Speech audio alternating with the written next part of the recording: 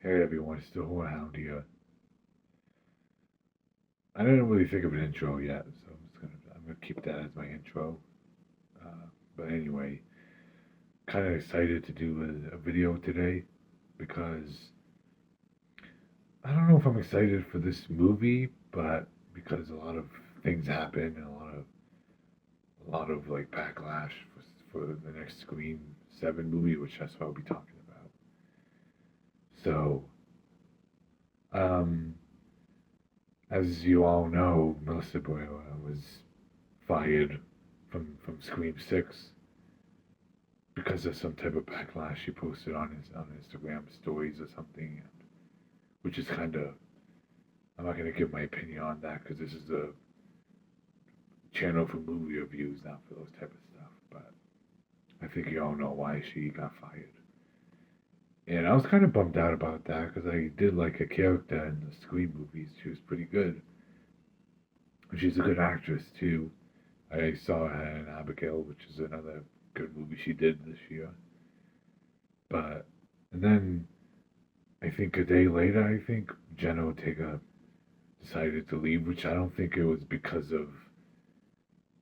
what happened to Melissa Barrera. She had to record, film for Beetlejuice, I think. Well, I don't know if Wednesday is still a thing, the TV series, but I think she had to film for Beetlejuice, and that's why I think she had to leave because of her scheduling. And then and then it was gonna be Christopher Landon who was gonna direct Scream 7, which was the director of I assume Freaky and Happy Death Day, and Freaky was a good movie. I was kind of excited for that too. But then he dropped out, and I think that's when I thought, well, Scream 7 is probably done. The franchise is over. Unless they bring back a returning character, and they did that. They brought back Sydney, and it was announced, or Sydney, Nev Campbell announced that she was going to go back to the role of Sydney. And I like Sydney Prescott as a character, so she's kind of the Laurie Strode of the Halloween movies, but in Scream. So she's kind of the good uh, lead actress or final girl to play um, Sydney. So I was I don't know how I feel about that. I guess I'm excited because she is an important character in the Scream franchise, just like how Lloyd Strode's important in Halloween, or just how like Nancy Thompson from Nightmare on Elm Street is important, or Andy Barkley from Child's Play is important. So when you bring back familiar names to movies, it's obviously gonna create quite a buzz for some people. So yeah, I think I'm kind of I don't know which side I'm on. If either I'm disappointed or excited because of what happened to the Jenna Ortega and Melissa Barrera, but it's Sydney fucking Prescott. I guess I have to be excited for that. I mean, she's a really good final girl, and she's pretty much in all of the Scream movies besides six, of course. But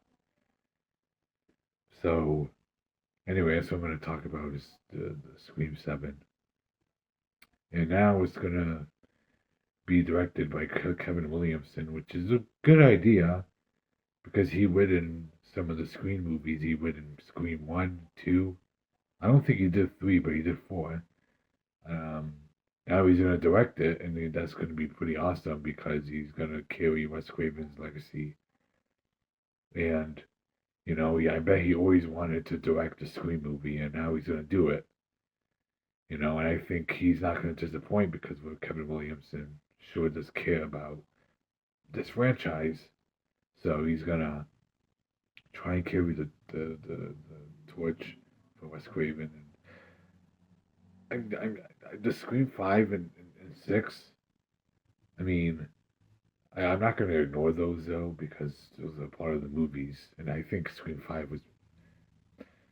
Uh, I didn't like it what they did to a certain character in Scream 5, a returning character. I'm not going to spoil it if anybody haven't seen it, which you probably did, but I sure hope he returns in Scream 7, but I doubt it. Anyway, so this is just, there's no news on it yet. All is Sydney is returning.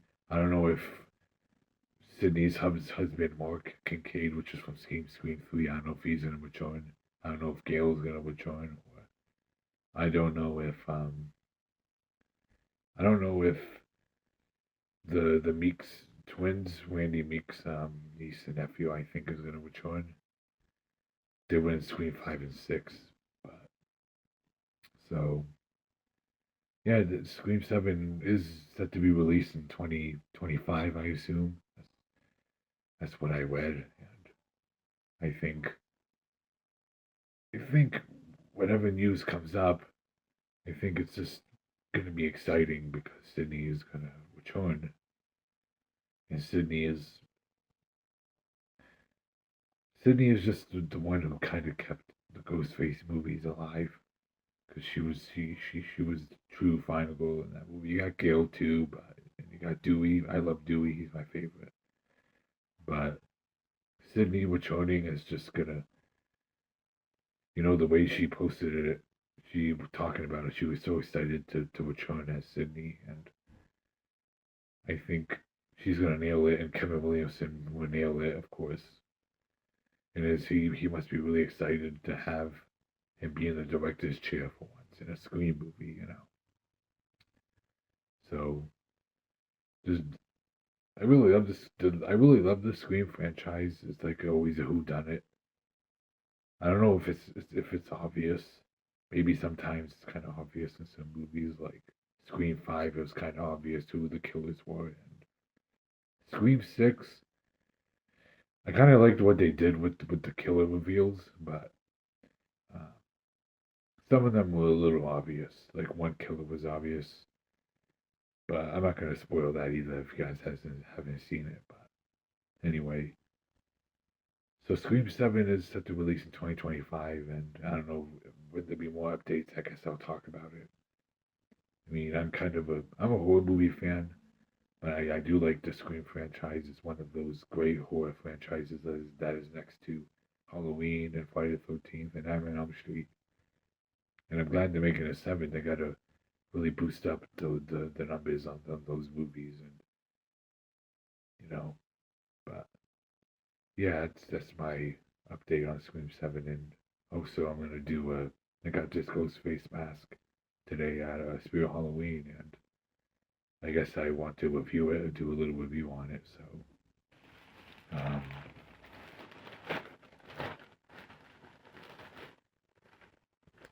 this is the Aged Ghostface mask. Uh, Looks pretty neat. From Scream 6, I think it's the Billy Loomis and Stu Market mask, and